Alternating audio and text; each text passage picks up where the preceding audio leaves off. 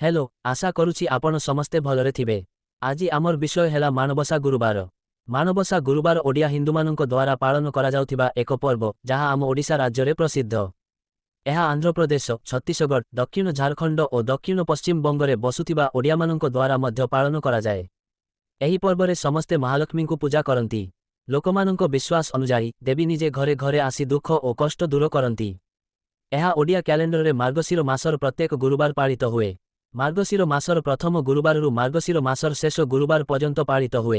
यह गोटे वार्षिक पूजा। विश्वास अछि जे देवी लक्ष्मी परिष्कार परिच्छन्नता पसंद करती, जोथि पाई लोकमाने निज घर सफा करी सुंदर झोटी चिता मध्य करती निज घरे। परंपरा अनुसारे देवी जो घर को सबुठु सुंदर श्रृंखला पाती सेठारे निज आशीर्वाद, स्वास्थ्य, समृद्धि और खुशी प्रदान करती।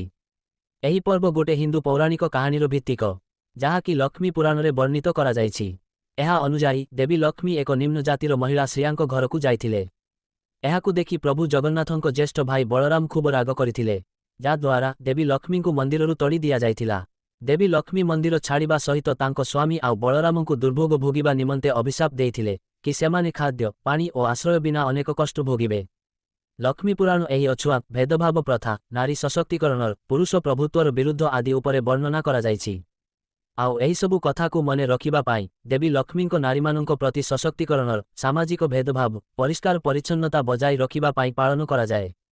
पूजा करिबा समय रे प्राचीन कवि बलराम दासंक रचित लक्ष्मी पुराण पाठ करिबा एक प्रचलित रीति।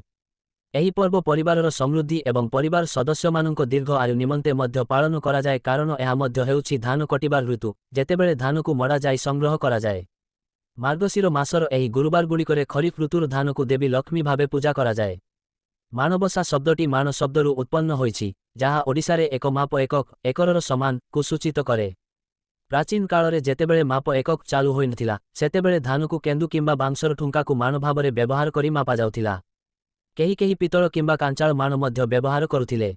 एहा हेउछि एक परिमाण आधारित माप प्रणाली। एही पवित्र मासरे महिला माने शीघ्र उठिबा सहित घर को सुंदर भावरे गोबर रे लिपि मां लक्ष्मी को पाद चिन्ह मध्य पकाई थांती। आउ घरे चाउलर जलर पेशारे तैयारी होइथिबा चिता शिल्पकलार माध्यमरे आलंकारिक चाउल गुलीरे तैयारी होइथाय आकृति गुड़िक पूजा करती। एक ठूला आउ एक छोट माण किंबा गाउनी को झोटी एवं फूलरे सुशोभित करा जाए। बड़ माण को नुआ धानरे ठसी ठसी पूरण करा जाए एवं केबे केबे एहार ऊपर को अधिक लंबा करा जाए। सेहीपरि छोट माण को मुगरे पूरण करा जाए। लाल चूड़ीर एक जोड़ा शंखा, हलदी पानी रे परिष्कार करा जाइथिबा गुआर तीनोटी, कौड़ी, सिंदूर, तरकारी, फूल, मुख्यतः श्वेत एवं हलदी रंगर फूल सेमानंक सह रखा जाए। एगुड़ी को पीढ़ारे मध्यभागर झोटीर उपरे रखा जाए एवं एक लाल रंगर गादा कड़ा कपड़ को एभली रखा जाए जेउपरि एक साधारण महिला साड़ी पिंधंती। अनेक स्थान रे मानर पासरे गोटिए लक्ष्मी मूर्ति किंबा छवि को पीढ़ारे रखा जाए। मध्याह्न गोपींद्र पूजारे पंचोपचार, दीप, धूप, अर्घ्य, पुष्प एवं नैवेद्य माध्यमरे देवी को पूजा करा जाए। तापरे महिला माने दीप एवं धूपरे महालक्ष्मी को आह्वान करती एवं पूजारे तीनोटी खाद्य दान करती। सेगुड़िक हेला कणिका, डालमा, साग भजा, खीरी, दही पखाळ, चूड़ा चकुड़ी, काकरा, मठ काकरा, बरा, जाऊ इत्यादि। मां लक्ष्मी को प्रसाद बाहर लोकंक सह अंशीदार करा जाए नाही बोली एक प्रचलित मत अछि। तो बास आजि पाई एतिकी। पुणी देखा हबो नेक्स्ट वीडियो रे।